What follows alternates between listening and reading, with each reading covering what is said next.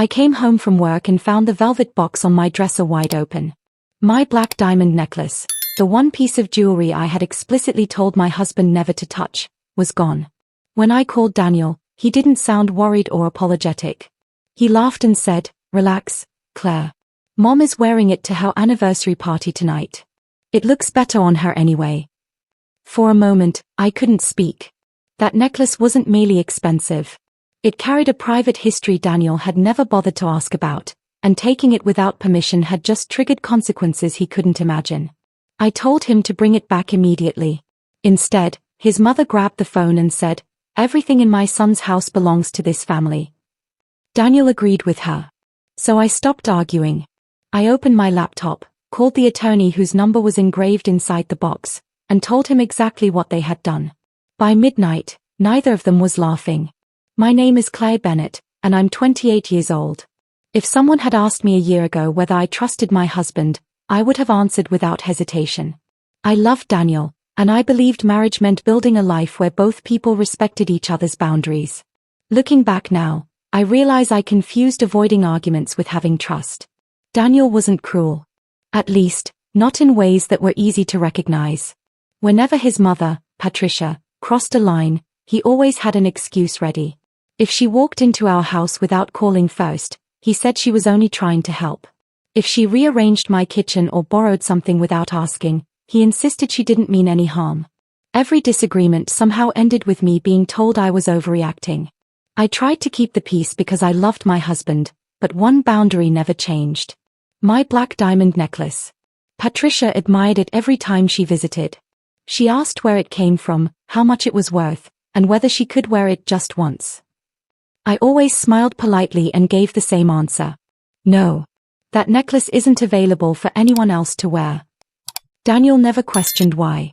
He assumed it was sentimental because it had belonged to my late grandmother, and I never corrected him.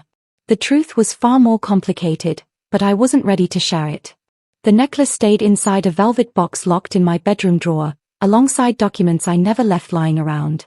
The morning everything changed, Patricia held the necklace in her hands for a few seconds before I carefully placed it back into its box.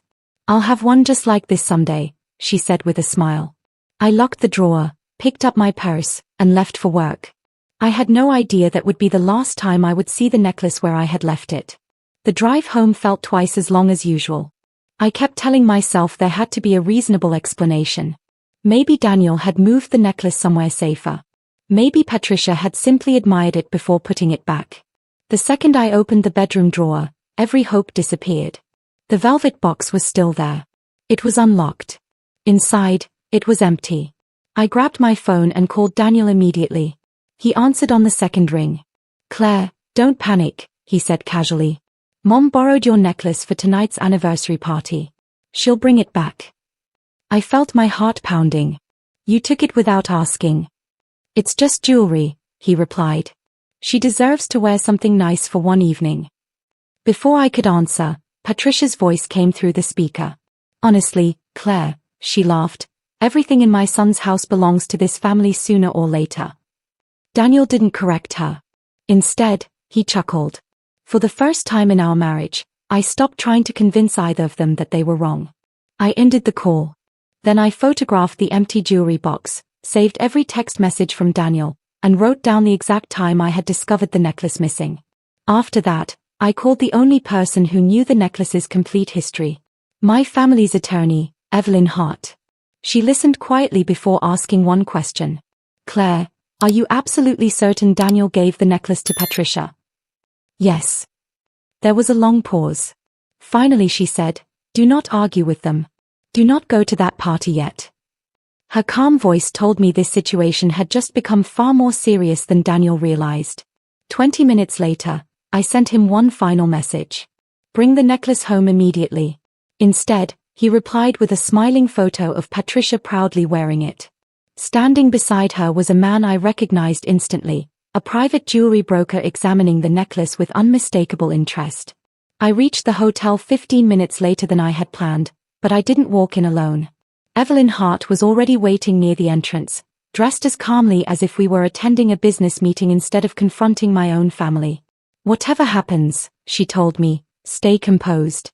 Let them tell their own story first. Through the ballroom doors, I spotted Patricia almost immediately.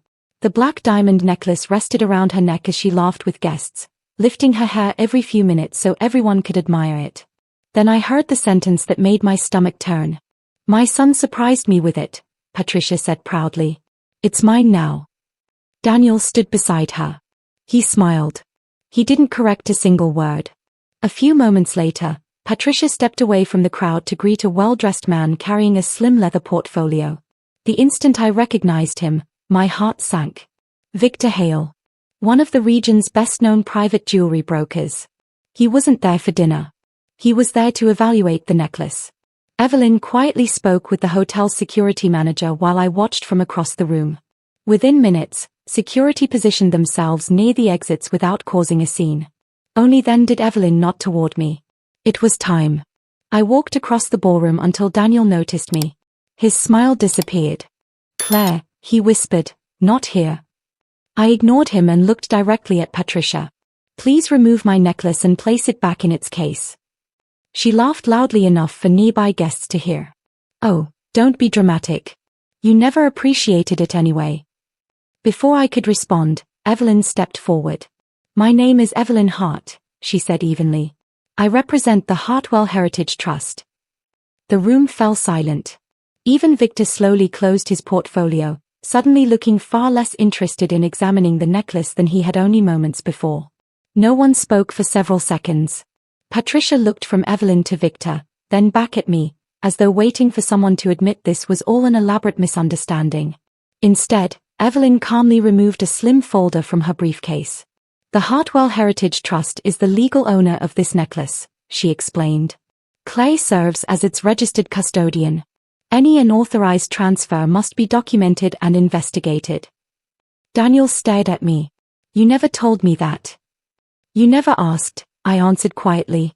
Patricia tried to unclasp the necklace with trembling hands, but in her panic, it slipped from her fingers. The ballroom gasped as it struck the polished marble floor. A hotel security officer immediately picked it up using protective gloves and placed it into an evidence pouch provided by the trust's representative. Victor took one step backward. "I was told this was a personal family gift," he said firmly. "Had I known otherwise, I would never have agreed to examine it." Then he surprised everyone. He produced the messages Patricia had sent him earlier that week, asking whether the necklace could be authenticated and whether a future private sale would remain confidential. Daniel's face lost every trace of color. "You were going to sell it," he whispered. Patricia couldn't answer. Evelyn requested a certified inspection before the necklace returned to secure storage. The preliminary report showed the antique clasp had been bent when it hit the floor. Repair was possible, but the damage had to be officially recorded. Daniel finally turned toward me. "I'm sorry," he said. "I thought Mom only wanted to borrow it." I looked him straight in the eyes. "You didn't just trust your mother," I said. "You unlocked my drawer, ignored my answer, and gave away something that was never yours to touch." For the first time that evening, Daniel had nothing left to say.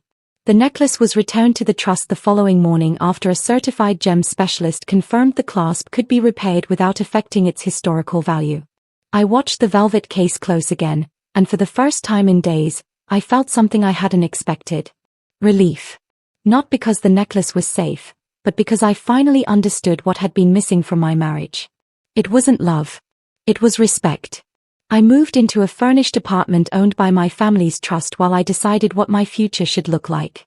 I changed every password connected to my personal accounts, collected my important documents, and hired a locksmith to replace every lock on the house I legally owned before marrying Daniel. Patricia was no longer welcome there. Daniel called every day. Sometimes he apologized. Sometimes he cried. Sometimes he insisted he had only been trying to make his mother happy.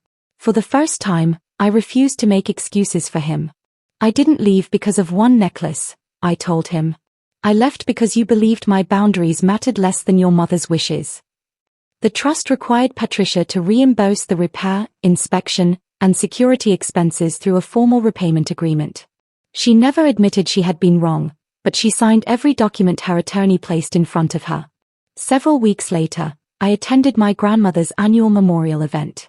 The necklace rested around my neck exactly as she had intended. Daniel attended as a guest after asking permission in advance.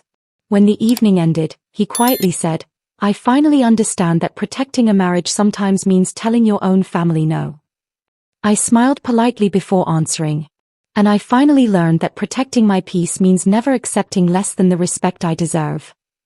That lesson became far more valuable than any necklace could ever be.